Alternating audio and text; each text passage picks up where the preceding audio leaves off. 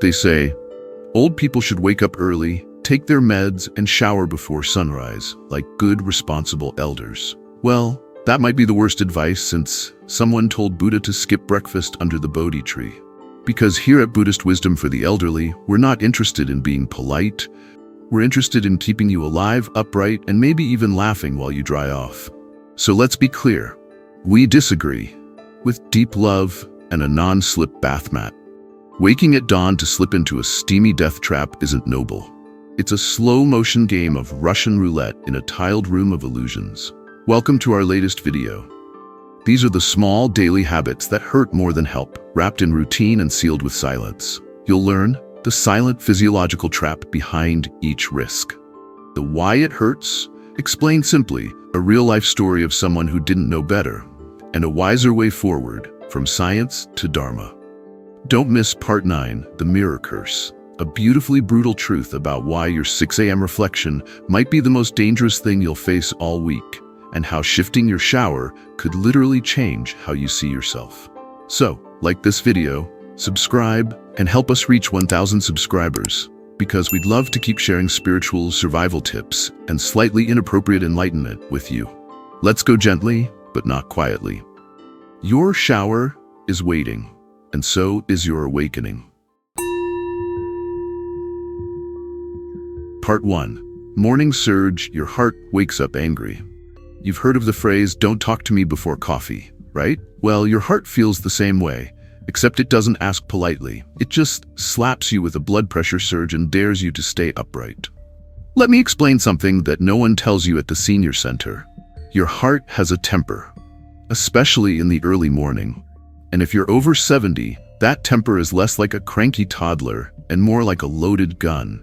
This phenomenon is called the morning surge. Sounds poetic, right? Like something a yoga teacher might chant about. But no, this is the moment your cardiovascular system goes full Game of Thrones. Between 4 and 8 a.m., your blood pressure rises dramatically. Why? Because your body is waking up and trying to prepare you for the wild challenges of the day, like opening the fridge or finding your slippers. But this natural rise becomes a death trap when paired with steam, slippery tiles, and the grand idea that you're still 40. Let's revisit poor Stanley Peterson. Stanley was the type of guy who liked a head start on the day. You know the type. Woke up with the sun, had one boiled egg, and marched straight into the shower like a man with a plan. Except on that day, his heart had a different plan. Doctors now believe his death was triggered by a cardiovascular event caused by early morning instability in blood pressure. His heart simply couldn't handle the combination of the morning surge and the sudden shift in body position and temperature. It's like trying to do a backflip after a nap. Just don't. Dr. Richard Thompson, a man with 3 degrees and no sense of timing, explains, the early morning hours create a perfect storm of physiological vulnerabilities for seniors. The blood pressure rises rapidly after a night of low pressure. This surge places enormous stress on the heart and arteries, especially when combined with activities like showering. Translation? Your heart wakes up before the rest of you, and it's not in the mood for warm water and vertical movement. So here's the Buddhist twist. In Zen, there's a saying, do not disturb the pond when the water is still. Well, your cardiovascular system is the pond. And your 6 a.m. shower? That's a cannonball from the high dive. What can you do instead? Here's a radical idea. Let your body catch up with your soul. Instead of hopping into the shower at dawn, like a Navy SEAL on a mission, wait until 10 a.m. or later. Give your blood pressure a chance to stabilize. Let the caffeine hit your brain. Let your nervous system thaw out. You've spent your whole life rushing. Isn't it time you schedule your shower like a date with the divine? Post a sticky note on your mirror. My heart deserves a slow morning. Or better yet, death is not an appointment I'm keeping before breakfast. Because here's the thing, my friend. You're not weak, you're wise. And wise people don't try to race their own mortality in a tiled box full of hot fog. Part 2. Medication plus shower equals drowsy water ballet. You know what they don't tell you at the pharmacy? That your blood pressure medication has a sense of humor. And not the good kind. More like the kind that waits until you're naked, wet, and humming. Raindrops keep falling on my head. and then pulls the rug out from under your circulatory system. Here's what's happening. Most seniors take their meds first thing in the morning, right after waking up. It's routine. You open the pill box, down the pill, and feel like you've accomplished something. Except your pill? It's sneaky. Especially if it's a blood pressure medication, like lisinopril, amlodipine, or anything ending in pril or lol. These meds are designed to lower your blood pressure. That's good. But not when your body is already playing limbo with your circulation. Remember that morning surge we talked about? Well, your medication decides to drop the beat right in the middle of it, which leads to something doctors call a double drop. You meanwhile call it, why is the ceiling spinning and where is my dignity? Let's visit Patricia Sullivan, 76, a retired librarian with 5 grandkids and a very neat spice rack. Patricia used to wake up at 6:30, pop her lisinopril, and be in the shower by 7 a.m., a schedule tighter than a Swiss train. One morning, while rinsing out her conditioner and planning her grocery list, the lights dimmed. Not in the room, in her brain. She fainted, right there in her floral-printed shower with a loofah in one hand and nothing to break her fall but fate. Turns out her medication had reached peak effect just as she was exposed to heat and verticality, 2 things your blood pressure does not enjoy before coffee. Her doctor told her later, "You're not dying, you're just timing your life badly." Buddha might say, when you take the medicine, take the pause. In other words, don't just pop a pill and launch into action. Let the medicine do its thing without throwing it into a steamy cardiovascular obstacle course. Give it 2 to 3 hours before you hop into the shower. Let your body absorb the change before asking it to perform ballet on soap. Because what's more spiritual than creating space between effort and response? The fix, no prayer beads required. Never shower within 2 hours of taking your blood pressure meds. Create a simple routine. Wake, meditate, meds, breakfast, light movement, then shower. Better yet, write on your mirror, no pill and plunge combo. I'm not a stuntman. You may not control aging, but you can control the choreography of your mornings. And trust me, no one wants their final act to be performed in a wet bathrobe with half-shaved legs.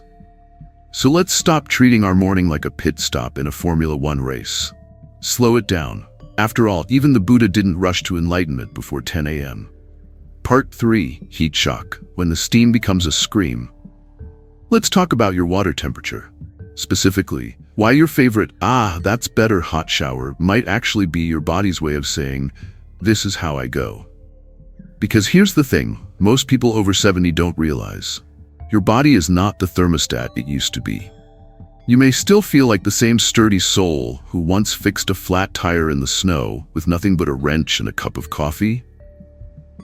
But inside, your internal heating system is running on dial-up. As we age, our bodies lose the ability to regulate temperature effectively. That means your core temperature doesn't bounce back like it used to. Imagine putting a frog in boiling water. Don't, but imagine it. That frog wouldn't jump out. It'd just slowly cook. Now imagine that frog is you. Aging brains don't register heat shifts quickly. So by the time you realize your hot shower is too hot, it's already triggered a chain reaction in your nervous system and cardiovascular system. Your heart says, too much. Your blood vessels say, we're out. And you end up slumped like a wet noodle. Franklin was a 79-year-old man with a routine as sharp as his pocket knife collection.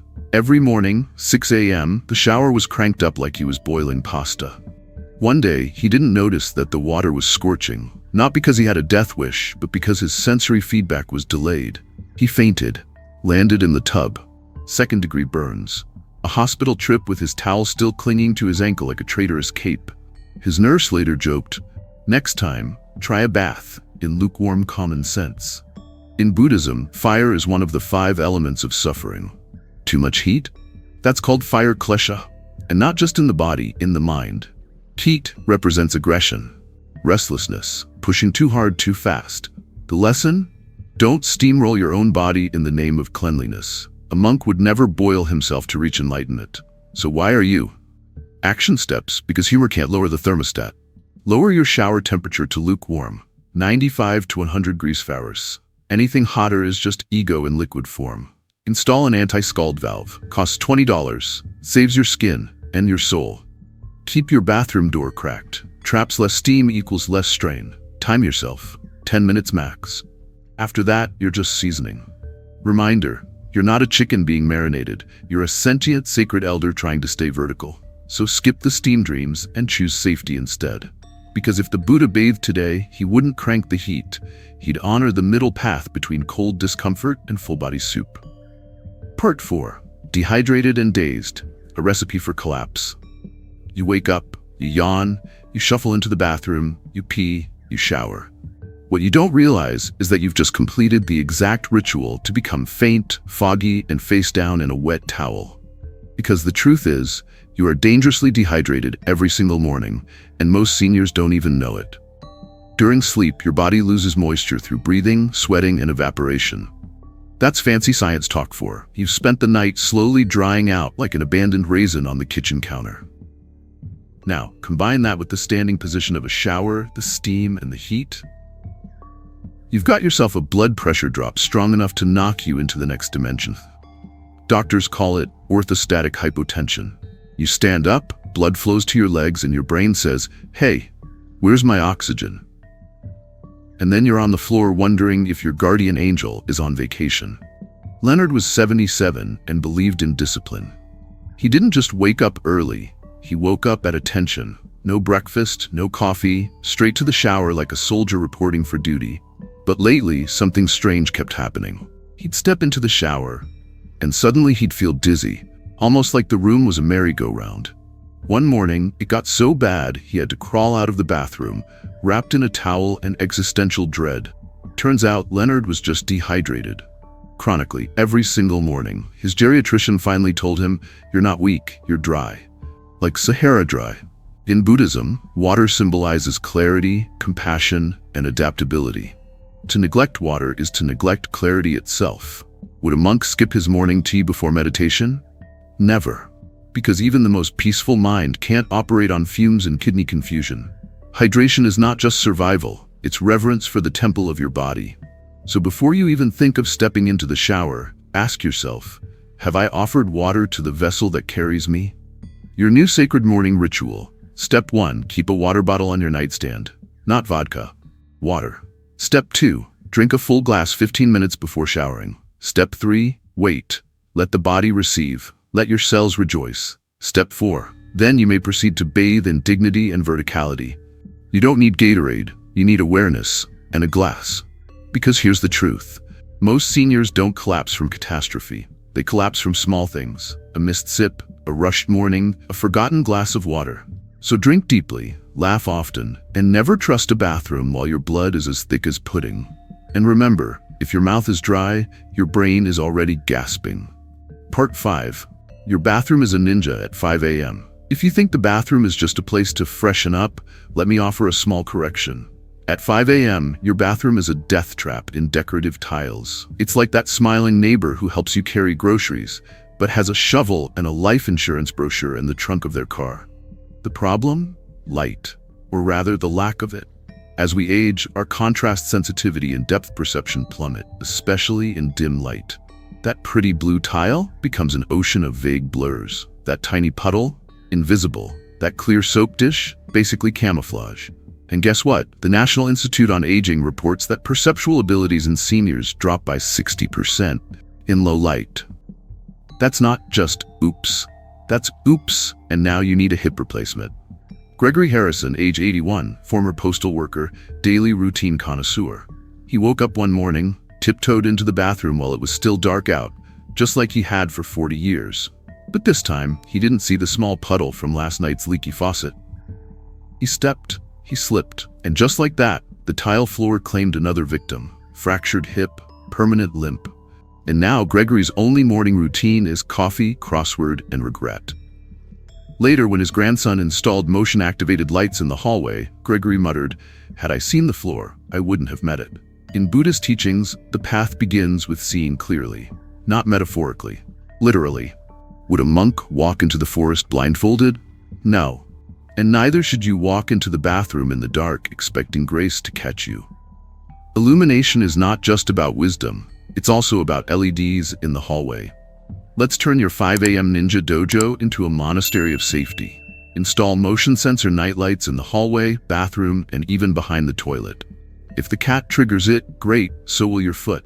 Use non-slip mats with high contrast colors. No more beige on beige. Your floor shouldn't look like a Zen riddle. Mark the danger zones. Anywhere water could pool, put visual markers or bright mats. Test your bathroom in the dark. Yes, walk in at 5 a.m. with the lights off and see what your eyes can't see. Then fix it. Because the first noble truth of elder hygiene is this: the floor is not your friend. Part 6. Help won't come until after sunrise. Let's say you fall in the shower at 5 a.m. There's a sickening thud. Your towel slips off. Your pride exits the building. You reach for your phone, but it's on the nightstand. Your voice echoes through the tile. You try to scream, but the only one listening is the shampoo bottle, and it doesn't care. Because here's the truth. If you fall at 5 a.m., there's a very good chance no one's going to find you until lunchtime. Early morning falls come with a unique set of hellish features: wet skin, cold air, zero circulation, and an average of 4 to 6 hours before anyone notices you're missing. By then, you're not just bruised, you're hypothermic, confused, and possibly unconscious. Dr. Emily Rodriguez, emergency geriatric trauma specialist, calls it the silent window of abandonment. That's not poetic, it's just horrifying. Beatrice, 73, widowed, proud, and fiercely independent. She fell during her 5:15 a.m. shower, her get-ahead-of-the-day routine. Her daughter usually called by 9.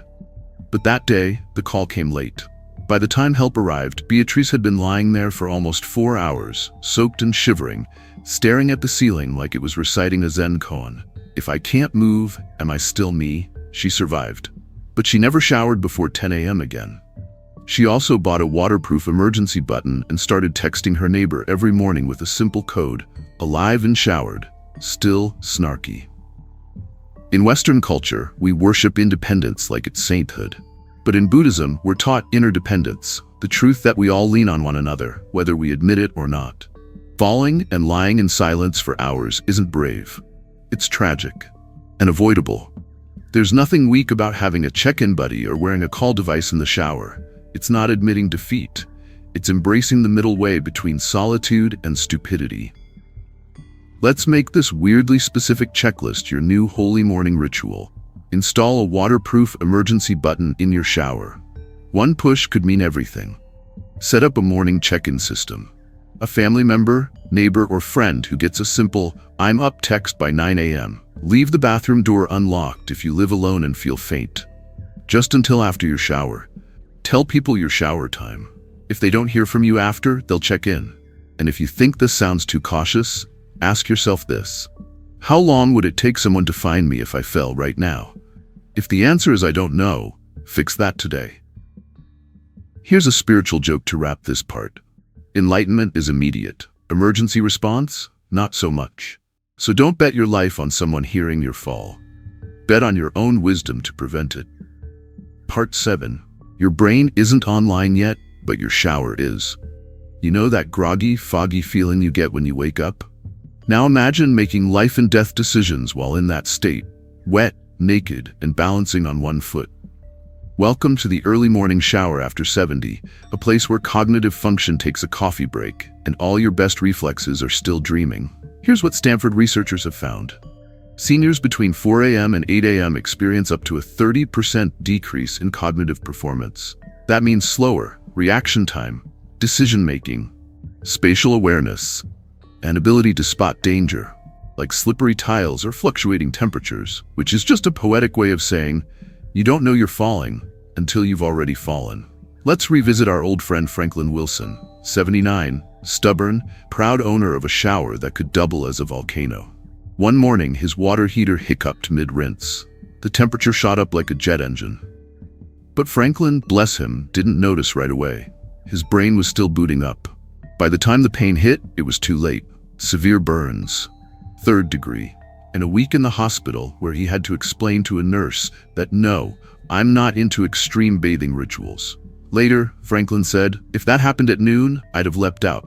But at 6 a.m., I didn't even flinch. I just stood there like a cooked turkey. In Buddhist teachings, early morning mind is often referred to as monkey mind, a state of distracted, half-awake awareness, prone to flinching, fumbling, and forgetting. That's not enlightenment. That's an invitation to get concussed by your shampoo bottle. Mindfulness means knowing when you are not fit to make decisions. And your 6 a.m. self is not qualified to operate heavy machinery or twist a slippery faucet. Let's make your brain the MVP of your bathing routine. Shower between 10 a.m. and 2 p.m. when your cognitive function is sharpest. Install a shower timer with an alarm. Keep it short. If you hear a bell, it's not karma, it's your cue to get out. Preset your water temperature. Do it when you're alert, not when your neurons are still negotiating consciousness. Use visual cues, bright-colored labels on hot-cold knobs. Your brain loves color coding when it's lazy. And most importantly, don't trust the foggy voice in your head that says, "I feel fine." That's the same voice that once said, "I can still do my taxes without reading glasses." You can't, we checked. So here's the spiritual shortcut. When your brain is offline, the ego thinks it's still driving, but it's actually just holding the steering wheel while asleep. Don't give your ego the keys to your morning routine. Give them to your higher self, the one that knows timing is wisdom. Part 8. Morning Shame Syndrome. I don't want to bother anyone. Now let's talk about something a little less slippery but way more dangerous: your pride.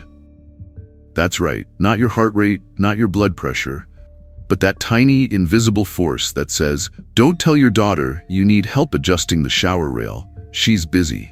Don't ask your neighbor to check in. That's embarrassing. Don't wait until 10 a.m. to shower. You'll look lazy. Congratulations, you've been infected with a spiritual condition I call morning shame syndrome. Morning shame syndrome doesn't show up in lab results. It doesn't have symptoms you can scan. But here's how it behaves. You ignore safe habits because you don't want to be inconvenient. You shower early so no one has to work around your routine. You keep quiet about dizziness, slips, or near falls because you don't want your family to worry. And you justify it all with that noble little lie, "I'm just trying not to be a burden." But let's be real. You're not trying to be noble. You're trying to protect your illusion of independence, even if it kills you softly in the bathtub. Harriet was 80, widow, lived alone, read Buddhist books, and watered her garden like clockwork. She knew she should ask her son to help install a safety bar in her shower. She knew her balance had been off. But every time she picked up the phone, she hesitated. He's got kids. He's got meetings. I don't want to bother him. So she didn't call. She slipped, broke her shoulder, spent 3 months in rehab. Her son? He wept, not because she fell, but because she didn't tell him she was scared. Buddhism teaches us that clinging is suffering. And ironically, we even cling to our identities as the strong one, the quiet one, the I can handle it myself one. That's not wisdom. That's spiritual pride in disguise. Compassion includes yourself. And true mindfulness is knowing when to say, "I can't do this alone anymore," and that's okay. Let's get practical and philosophical. Ask for help proactively. Don't wait for a fall to send the signal. Practice radical communication. Tell your family your shower time. Invite check-ins. Post a note by the mirror. Needing help is not weakness, it's community in action. Create your safety plan as if your life depends on it, because it does. And if your pride flares up, just say this Buddhist mantra. Even the Buddha asked for a bowl to eat from. Here's the punchline. You don't become enlightened by hiding in your bathroom with a cracked hip and a stiff upper lip. You become enlightened when you ask for help, laugh about it, and live to shower another day. Part 9. The Mirror Curse. Facing your aging body too early.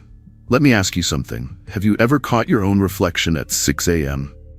Not the well-lit, dressed-for-the-day version of you, but the raw, crinkled, slightly alien version, with one sock on, pillow creases across your cheek, and a vague expression that says, "Who the hell is that?"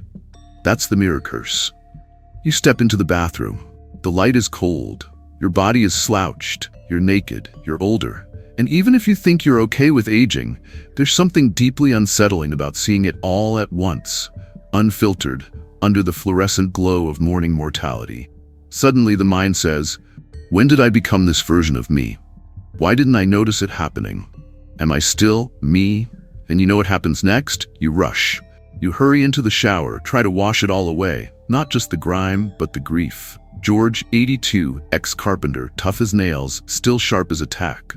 One morning, he walked into the bathroom like always, but something shifted. Maybe it was the light or the way his skin folded. But when he looked in the mirror, he said out loud, "I look like someone who used to be me." He laughed. Then he cried. Then he sat on the toilet, lid down, thankfully, for 20 minutes, just trying to figure out what part of him he was mourning. Not the youth, not the muscles, but the unspoken identity he thought he still looked like. From that day on, he stopped showering before 10 a.m. "I need my coffee first," he said. And a little forgiveness. In Buddhism, the self is an illusion. The face you see in the mirror is not your essence, it's your current packaging. Would you judge a candle by the shape of the wax? Then why judge yourself by the slump of your shoulders or the sag of your chest? You are not your wrinkles. You are not your age spots. You are not the bathroom lighting. You are awareness itself, experiencing an aging body. That's it. That's the whole trick. Here's how to make your bathroom a sanctuary, not a scene of spiritual ambush. Don't turn on harsh lighting immediately. Use soft light until you're grounded. Cover the mirror temporarily if needed. Give yourself time to adjust. Say a morning affirmation out loud. "This body has carried me through everything, and I am still here." Shower when your mind is awake enough to meet your reflection with kindness, because aging isn't a crisis, it's just life in a different costume. And you're still the same presence underneath it all. So the next time the mirror catches you off guard, smile, bow, and say, "Oh, it's you again. Let's go gently today." Part 10. The Middle Path of Showering. A Buddhist Survival Plan. Buddhism teaches us the middle way. Not too much, not too little. Not extreme austerity, not excessive indulgence, just the gentle balance where life flows without resistance. And as strange as it sounds, your shower routine is a perfect place to practice this. The two extremes and why they don't work. Extreme 1. I'm still young. I can shower whenever I want. You wake up, take meds, and jump into the shower at 6 a.m. No stretching, no water, no thought. You're treating your body like it's 40. It's not. It's a vintage Ferrari. It still runs, but it needs warm-up time, special care, and respect. Extreme 2. I'm scared of falling, so I'll just stop showering altogether. So now you're skipping days, maybe weeks. You tell yourself, "I'm not going anywhere." But really, you're avoiding the one place that reminds you you're aging. That's not safety. That's fear disguised as hygiene strategy. Let's reframe your shower as a spiritual ceremony. A daily act of cleansing, yes, but also of self-respect, gentleness, and timing. Because bathing isn't just about removing sweat, it's about welcoming yourself into a new day. So why rush it?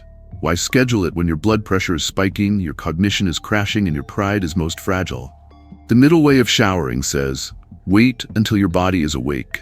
Wait until your brain is present. Wait until your soul can smile at its own reflection. Here's how a Buddhist elder might shower. 1. Morning mindfulness. First, sit, breathe, hydrate. Give your body 2 to 3 hours to awaken. No phones, no flailing, just presence. 2. Mid-morning shower window between 10 a.m. to 2 p.m. This is your golden zone when blood pressure stabilizes, cognition peaks, and sunlight offers clarity. 3. Set the scene. Soft lighting, pre-warmed towels, lukewarm water, not a firewalk. Calm music or silence. 4. Say a pre-shower affirmation. I enter this space with care. I honor this body as it is. I bathe not just in water, but in awareness. 5. Finish with a smile. Yes, a real one. The kind that says, still here, still breathing, still funny looking, but lovable. And remember, you don't reach enlightenment by ignoring the slippery floor. You get there by knowing it's slippery, laughing at it, putting a damn mat down, and inviting your family to join you for lunch afterward. That's wisdom. That's balance. That's the middle path, with a drain and a grab bar. So here we are, my friend. We've tiptoed through slippery tiles, overheated water, and the ego's strange refusal to ask for help. We've seen how pride can bruise harder than porcelain, and how a 6 a.m. shower might just be your soul's passive-aggressive exit plan. If there's one thing this journey taught us, it's this. Survival after 70 isn't just physical. It's spiritual. And your bathroom? It's not a private retreat, it's a test. To recap, you now know why your heart wakes up angry, how your meds can mug you in the shower, what dehydration does while you're humming, that your brain at dawn is just decorative, and how the mirror might be showing you fear, not facts. But most importantly, you learn that changing your shower time isn't weakness, it's wisdom. So if you laughed, learned, or quietly texted your daughter, "Buy me a grab bar," then consider this your gentle nudge. Like the video. Subscribe to Buddhist Wisdom for the Elderly. Share it with someone you love enough to embarrass. Let's help this little channel reach 1,000 subscribers so we can keep delivering strange, useful truths wrapped in spiritual bubble wrap. Until next time, be gentle, be curious, and never trust your reflection before 10 a.m. Namaste, and don't slip.